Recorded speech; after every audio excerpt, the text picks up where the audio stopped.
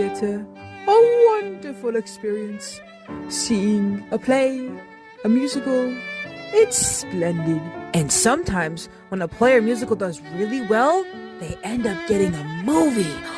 How splendid! And today's video is no exception. But some people didn't like this adaptation. But I don't mind it. Today we're talking about the movie Love from Sorry, this is our old-ass movie. I gotta pull up the thing. 1967. It was adapted from a play that originated on Broadway in 1964. So not that much of a gap difference thingy. This play originally was shown in the Booth Theater. Then it transferred to the Broadhurst Theater. And then at the Helen Hayes Theater before completing its run of 901 performances. Now, what you're thinking, Amy, what's the Helen Hayes Theater? Well, the Helen Hayes Theater, and I had to add this into the video. The Helen Hayes Theater used to be the Fulton Theater, and it was a theater located on West 46th Street. It opened in 1911. It was then renamed to the Helen Hayes Theater in 1955 before being demolished in 1982.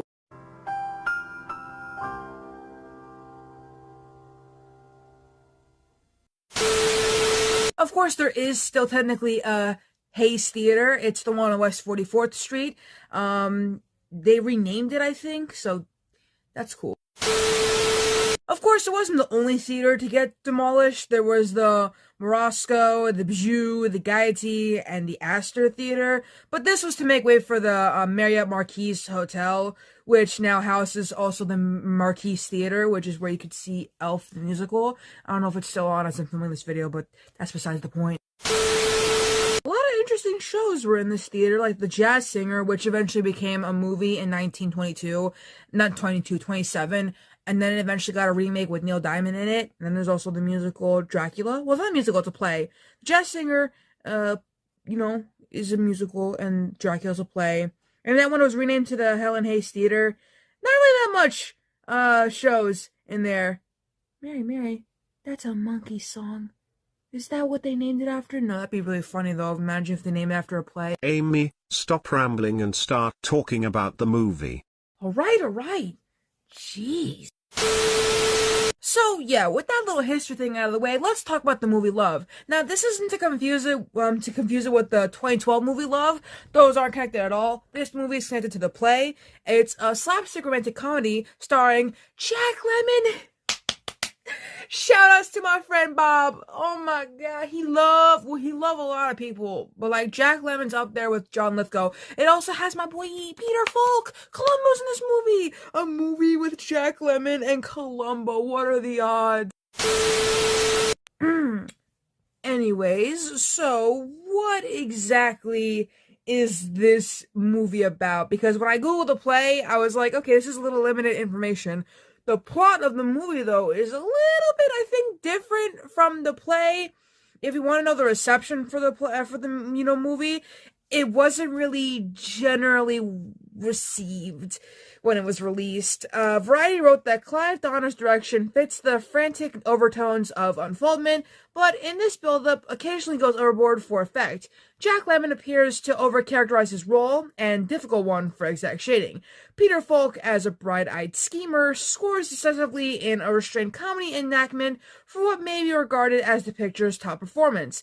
Bosley Crowther review in the New York Times was particularly critical, ending the review with, "It goes around in circles, but maybe going around in circles is your whim. If it is, Love is the picture that to make you dizzy doing so." Now, this is a cool fact, but on January 31st, 2023, so like 2 years ago, I'm bad at math. Anyways, it was released on Blu-ray, this movie, by Mill Creek Entertainment as part of a 4-film 2-disc Peter Falk collection, which also included 3 other movies like The Chief Detective from 1978, Big Trouble from 1986, and Happy New Year from 1987, which that one's a comedy horror.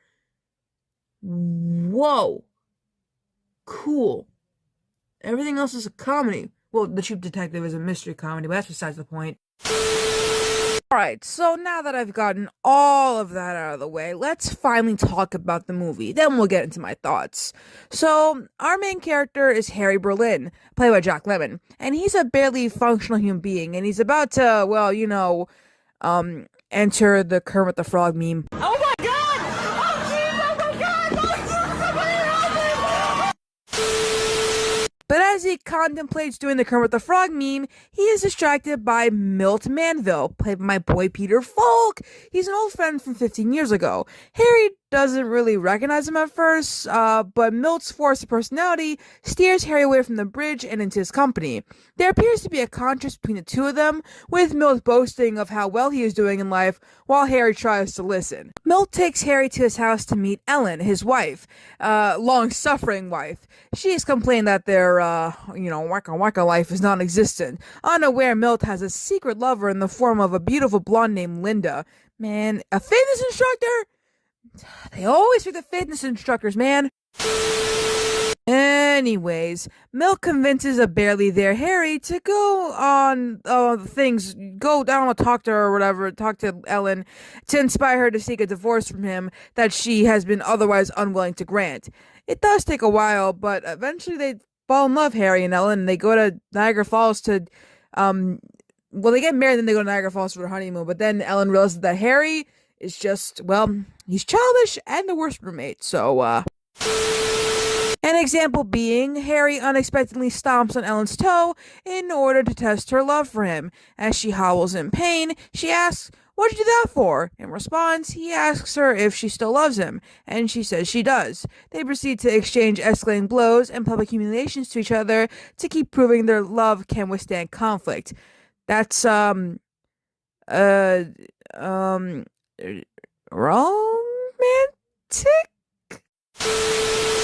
Milt, who has been left with little resources in the divorce settlement, quickly marries Linda, and they settle down as a couple in a comparably smaller apartment. Linda has quit her fitness work, girl, why? And has been content to stay at home and lounge. She lazy. Forcing Milt to be the sole provider. I mean, I guess it's okay, but now they gotta sell all their stuff, bruh. Linda then dumps his ass, which causes Milt to be further economically decimated, and wanting Ellen back when he realizes how much he truly loves her. Ellen admits, in turn, that she doesn't really love Harry as much as she thought, as his bizarre day-to-day activities get to her. Milt and Ellen plot to get back together and convince Harry to divorce her, but in desperation to keep the new marriage intact, Harry agrees to get a job as an elevator operator in a department store. What department store? Man, I don't fucking know any of them. It could literally be any of them. I know what you're thinking. Why did he get this job? Well, to prove that he can be an equal partner in their home, which, kudos to you, man. Okay, kudos to you. Anyways, Milt and Ellen then get the idea of trying to make Harry fall in love with Linda, unaware that the two have had a disastrous encounter during his ill-fated tenure at the department store. When they are brought together by the ex-spouses at a Japanese restaurant, they react badly to seeing each other again and make a scene. As a last resort, Milt orchestrates bringing Harry back to the bridge he previously found him in, to either induce him to, okay, calm down. Ellen, meeting them at the bridge, is horrified at the concept, but does attempt to assist Milt. Between her reticence and Harry's frequent tics and blackouts, it is Milt who twice falls off the bridge. In an attempt to retrieve him from a scaffolding on his second fall, Ellen too is endangered. Linda, taking a late-night power walk, is enlisted by Harry to try raising the scaffolding to bring Milt and Ellen back to safety, but instead all of them end up in the water.